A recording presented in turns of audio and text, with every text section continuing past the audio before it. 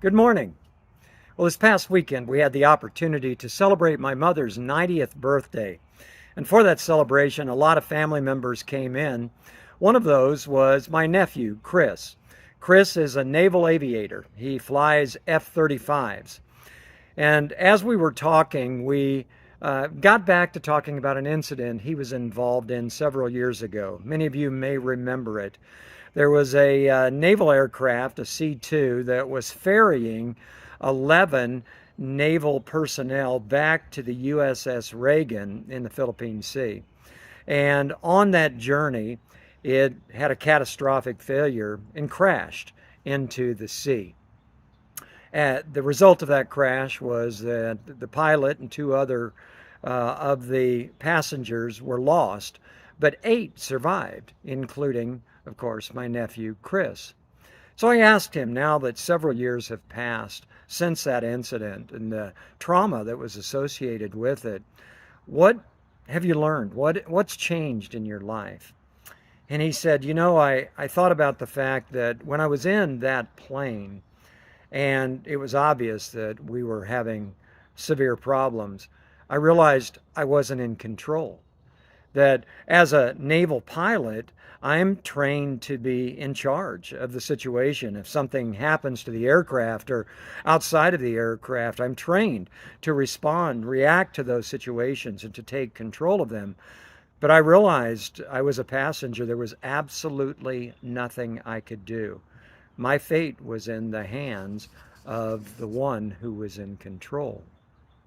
But he said after we crashed, after we were submerged, and I realized I had survived, then this instinct to regain control kicked back in. He said, I was trained for being underwater. They do that with pilots routinely, where they put them in a deep pool, they turn them upside down, and they have to navigate and find their way out. So he said, immediately those instincts kicked back in, and I was working to get out of the aircraft. And he was able to obviously find a hatch and escape and preserve his life. And I thought, wow, he's been through something that none of us will ever experience.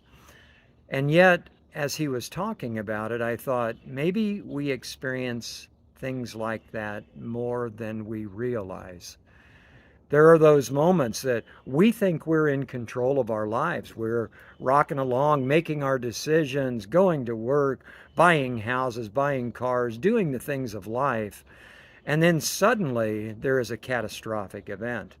It might be disease, it might be disablement, but the prospect of death suddenly looms before us. And we recognize in those moments we have absolutely no control.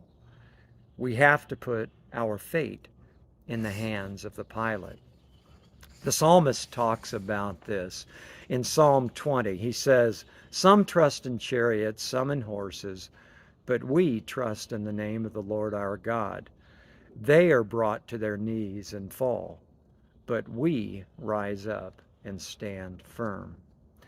It is Isaiah who talks about this. Again, he says, for I, the Lord your God, hold your right hand.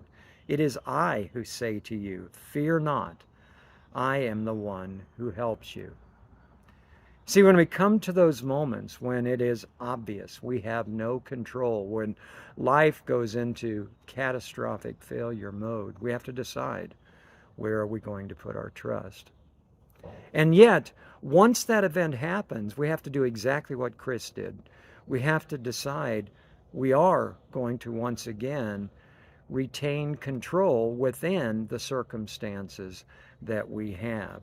And James talks about this. He says, blessed is the man who remains steadfast under trial, for when he has stood the test, he will receive the crown of life, which God has promised to those who love him. You see, we don't control the circumstances of our life. We don't control the things that are going to happen to us, but we do control the way we will respond to those.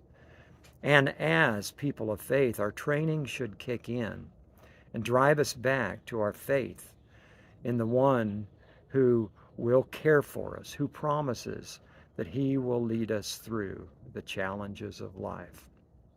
So this week, I hope if you are facing difficulties in your life, moments that where you've seen you've lost all control, remember, God is with you.